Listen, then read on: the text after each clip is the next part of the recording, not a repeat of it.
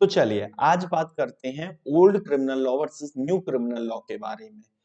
इससे पहले कि हम old criminal law new criminal law के डिफरेंस को समझें, पहले ये चीज समझ लेते हैं। जो बहुत सारे जुडिशियल एस्पिरेंट्स हैं, लॉ स्टूडेंट्स हैं, लॉयर्स हैं, लॉ ऑफिसर्स हैं, उनके दिमाग में एक बहुत बड़ा क्वेश्चन चल रहा है कि सर एग्जैक्टली अब होने क्या वाला है। क्या पुरानी IPC CrPC Indian evidence act की किताबें हम हटा दें? क्या हमें नई बुक लेनी होंगी? अगर लेनी होंगी तो कहाँ से मिलेंगी?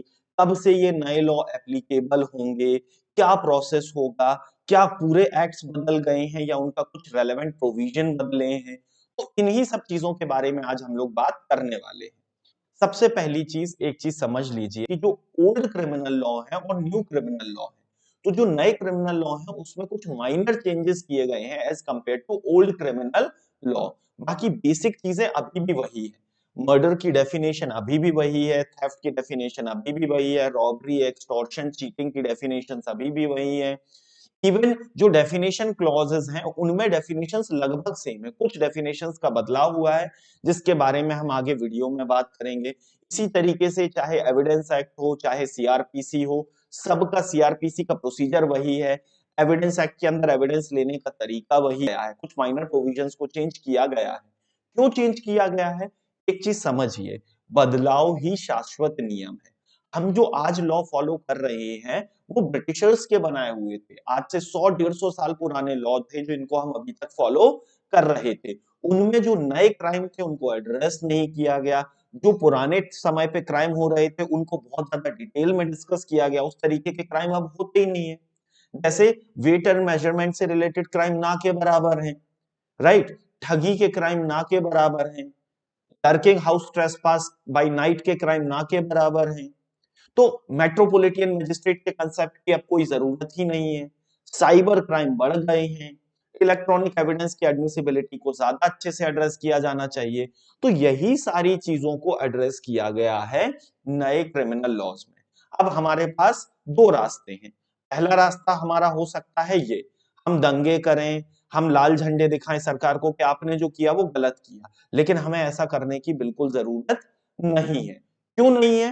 क्योंकि सरकार ने जो मूलभूत लॉ है वो तो बदले नहीं है, बल्कि लॉज को और ज्यादा बेटर किया है। लेकिन मुद्दा यहां आता है कि सर मैं तो जुडिशियल एस्पिरेंट हूं, मैं तो पिछले 3 साल से पुराने सीआरपीसी आईपीसी एविडेंस को पढ़ रहा था। अब वो सेक्शन नंबर चेंज हो गए, अब मैं क्या दोबारा से सेक्शन नंबर याद करूं? हाँ बेटा, आसान भाषा में बोलूं तो ये सच्चाई है कि हमें दोबारा से सेक्शन नंबर्स को फॉलो करना पड़ेगा। बट उसके लिए इतना हंगामा करने की जरूरत नहीं है।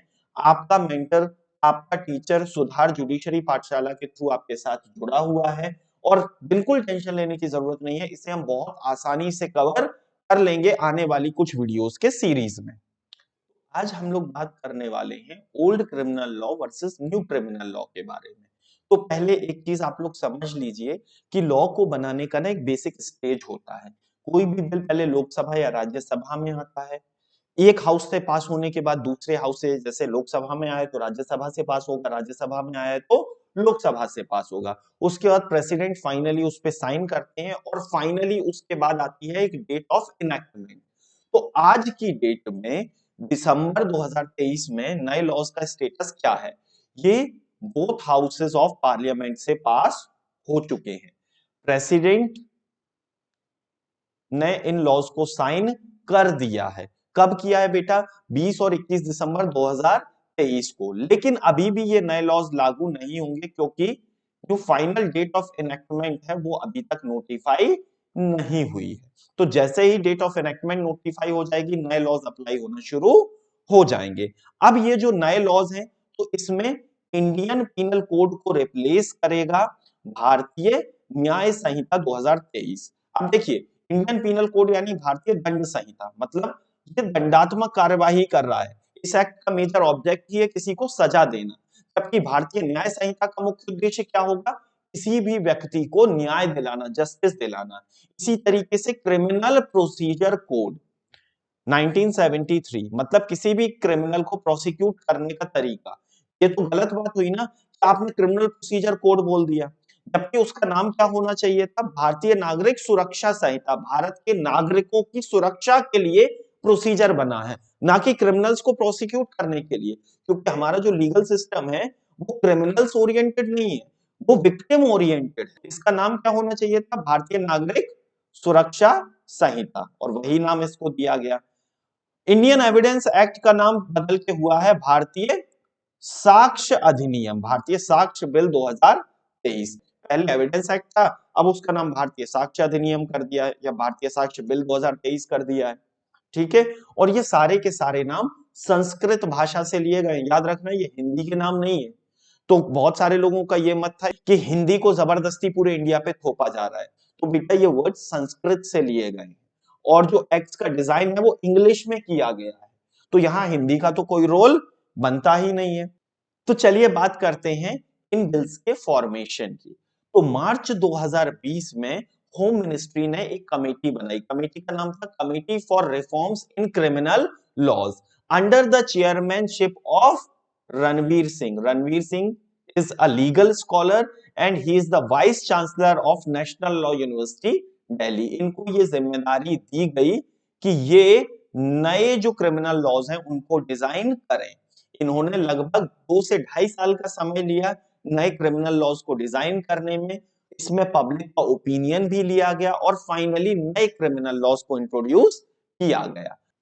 तो चलिए अब बात करते हैं old penal law versus new penal laws के बारे में। ठीक है, जो पुराना इंडियन पीनल कोड था उसमें 511 सेक्शन थे, जिसमें कई सारे सेक्शंस हम जब पढ़ते थे as a judicial aspirant, as a law student, तो लगता था ये ऑब्सोलीट है, इनका कोई मतलब ही नहीं है। तो वैसे सारे सेक्शंस को हटा दिया गया है। अब नए एक्ट में भारतीय न्याय संहिता में टोटल 356 सेक्शन है।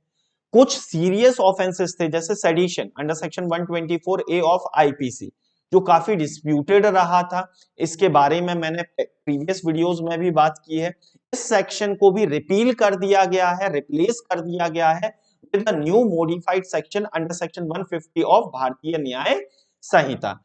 इसके अलावा for the offence of rape with a minor girl, जो पहले के इंडियन पीनल कोड था उसमें पनिशमेंट थी लेसर, अब इसको ज्यादा इंक्रीज कर दिया गया है, इसकी ग्रेविटी को बढ़ा दिया गया है। साथ ही साथ कुछ नए ऑफेंस जैसे कि मॉब लिंचिंग को इंट्रोड्यूस किया गया, और साथ ही साथ पनिशमेंट के तौर पे कम्युनिटी सर्विस जैसी पनिशमेंट को इंट्रोड्यूस किया गया फॉर पेटी ऑफेंस। छोटे क्राइम्स के लिए अब लोगों को जेल नहीं भेजा जाएगा, फाइन नहीं लिया जाएगा, रादर देन उनसे कम्युनिटी सर्विस कराई जाएगी। ठीक है, चलिए तो यहां पर आप लोग देख सकते हैं कि यहां पे मैंने एक कॉम्प्रिहेंसिव लिस्ट प्रिपेयर की है of all the deleted provision from भारतीय न्याय संहिता, जो आईपीसी का पार्ट थे लेकिन भारतीय न्याय संहिता का पार्ट नहीं है। इसमें कुछ मेजर ऑफेंसेस थे जिनको हटा दिया गया है, जैसे सेक्शन 124 ए सेडिशन को हटा दिया गया है, section 309 attempt to commit suicide को हटा दिया गया है, साथ ही साथ section 377 sexual intercourse against the order of nature, right, जिसने होमोसेक्सुअलिटी को लीगल वैलिडिटी प्रदान कर दी है। इसके अलावा सेक्शन 497 एडल्ट्री को भी हटा दिया गया है। इसके अलावा कुछ और भी चेंजेस हैं बट वो इतने इंपॉर्टेंट नहीं है, तो आप लोग स्क्रीन को रोक के देख सकते।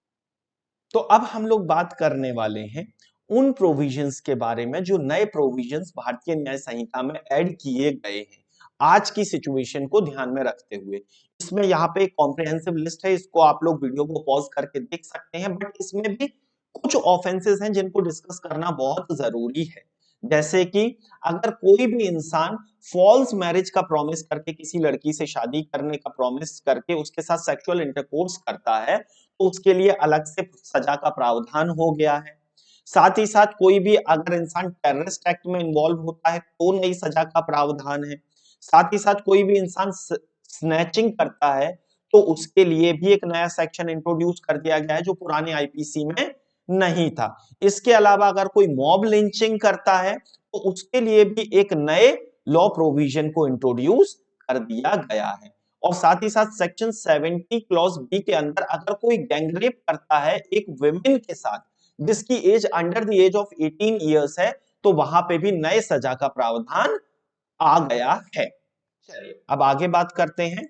देखिए अब बात करते हैं, अगर मैं आसान भाषा में बोलूं तो नए जो भारतीय न्याय संहिता 2023 है इसमें टोटल 19 चैप्टर होने वाले हैं और 356 सेक्शन होने वाले हैं। इसमें 175 सेक्शंस को अमेंड किया गया है, 8 नए सेक्शंस को इंट्रोड्यूस किया गया है और 22 सेक्शन को रिपील करके किसी और लॉ प्रोविजन में ऐड या किसी और बेयर एक्ट में ऐड कर दिया गया है।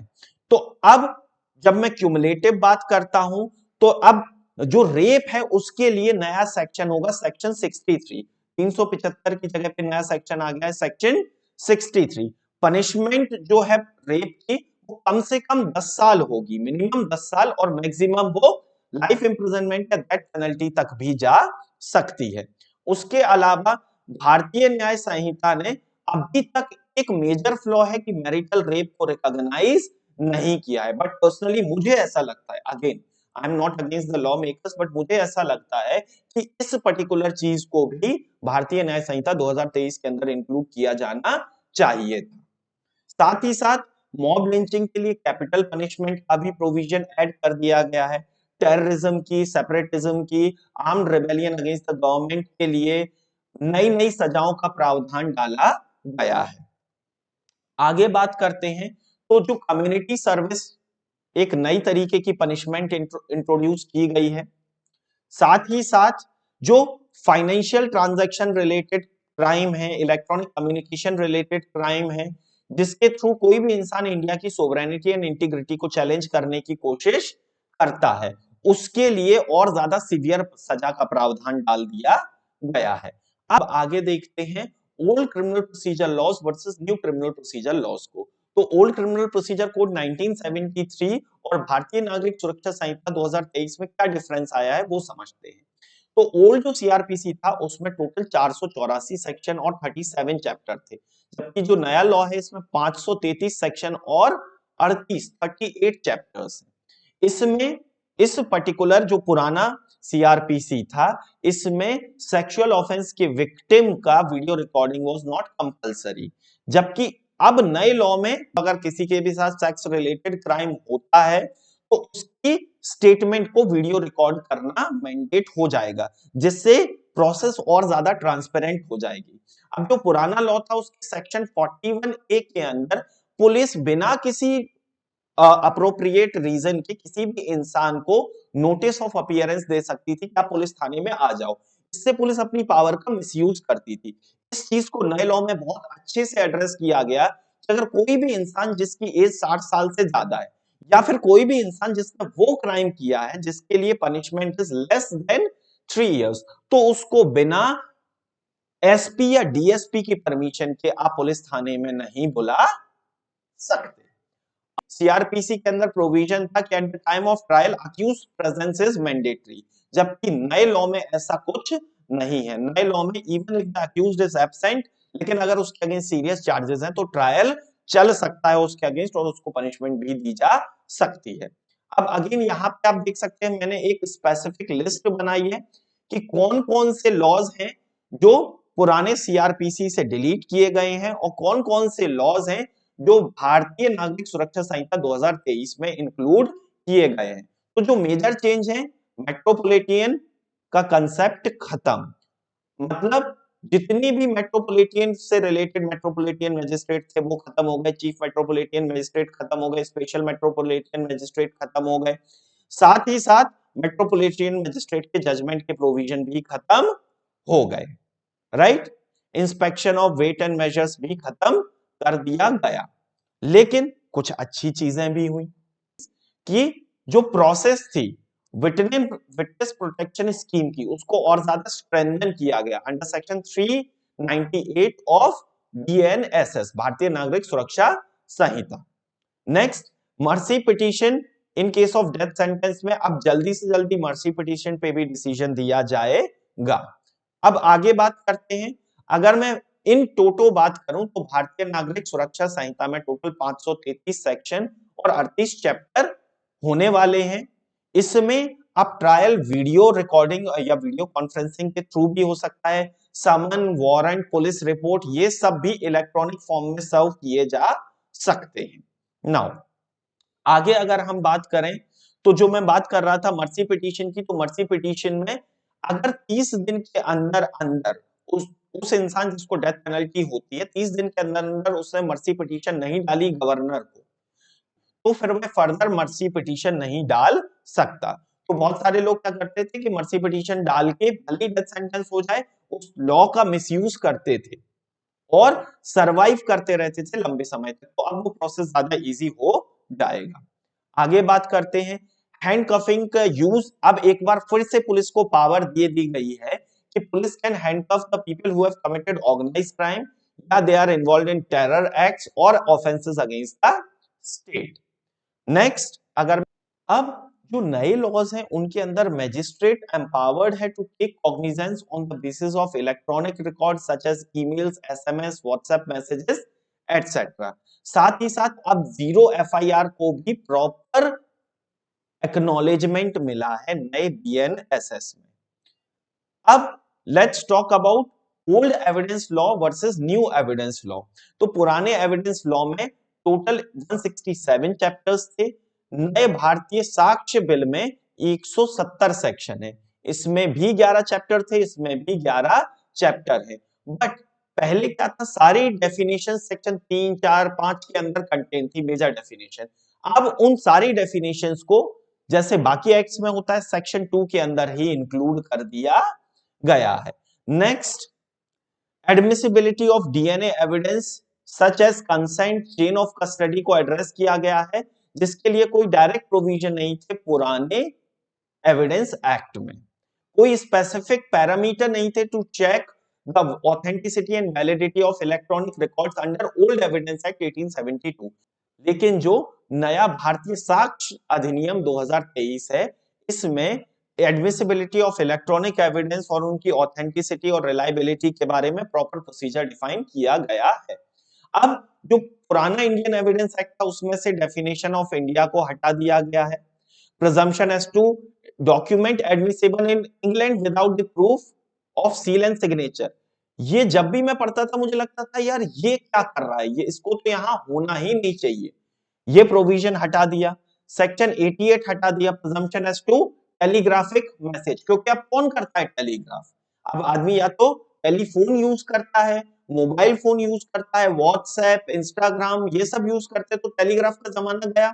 तो इस प्रोविजन को भी हटा दिया गया है, राइट। साथ ही साथ power of jury and assessor to put question को भी हटा दिया गया है, क्योंकि अब जब ज्यूरी सिस्टम ही नहीं है तो फिर power of jury to put question कहां से आ गया। लेकिन एक प्रोविजन नया ऐड किया गया, that is section 61, admissibility of electronic और डिजिटल रिकॉर्ड।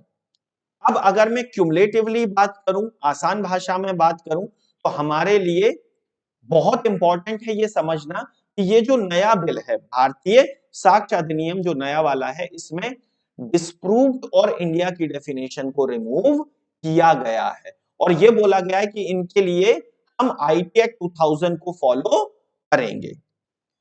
अब आगे बढ़ते हैं और समझते हैं कि ये जो नए लॉज हैं ये फॉर्म कैसे हुए। तो सबसे पहले एक Malimath committee, justice Malimath committee establish की गई 2003 में, ठीक है, जिसको बोला गया कि जो क्रिमिनल जस्टिस सिस्टम है उसमें क्या क्या रिफॉर्म्स होने चाहिए, उस पर वो अपनी रिपोर्ट सबमिट करें। The committee recommended that the victim should be allowed to participate in the case involving serious crime। उस कमेटी की रिकमेंडेशन ये थी कि जो विक्टिम है उसको भी एक्टिवली पार्टिसिपेट करने दिया जाए क्रिमिनल प्रोसेस में। उसके बाद जस्टिस वर्मा पैनल बना 2013 में, जिसने सेक्सुअल ऑफेंसेस रिलेटेड क्राइम के लिए इजी एंड क्विकर ट्रायल के बारे में बात की। फाइनली रणबीर सिंह कमेटी बनी मार्च 2020 में, जिसने जो पुराने 3 लॉज थे, इंडियन एविडेंस एक्ट, आईपीसी और कोड ऑफ क्रिमिनल प्रोसीजर, इनको कंप्लीटली ओवरथ्रोन करके नए लॉज इंट्रोड्यूस किए। अब अगर मैं कंक्लूजन की बात करूं तो मेरे हिसाब से बहुत अच्छे लॉज हैं, लेकिन कुछ डिमेरिट्स हैं, कुछ और इश्यूज थे जिनको एड्रेस किया जाना चाहिए था। जैसा मैंने वीडियो के बीच में भी बोला था, मैरिटल रेप को एड्रेस नहीं किया गया। जेंडर न्यूट्रलिटी में विक्टिम, अभी भी विक्टिम सेंट्रिक जो स्कीम है वो उसमें फीमेल को ज्यादा प्रिविलेज दिया गया है एज कंपेयर टू मेल। हालांकि कुछ ऑफेंसेस जो पहले ओनली अगेंस्ट फीमेल होते थे, अब उसमें मेल और फीमेल दोनों को एड्रेस कर दिया गया है। But at the same time जो विक्टिम है वहां पे थोड़ा सा मुझे गड़बड़ लगता है। तो अगर आपको ये वीडियो पसंद आई हो तो आप इस वीडियो को लाइक करें, ज्यादा से ज्यादा शेयर करें और साथ ही साथ हमारे चैनल को सब्सक्राइब करें ऐसी और वीडियोस के अपडेट पाने के लिए।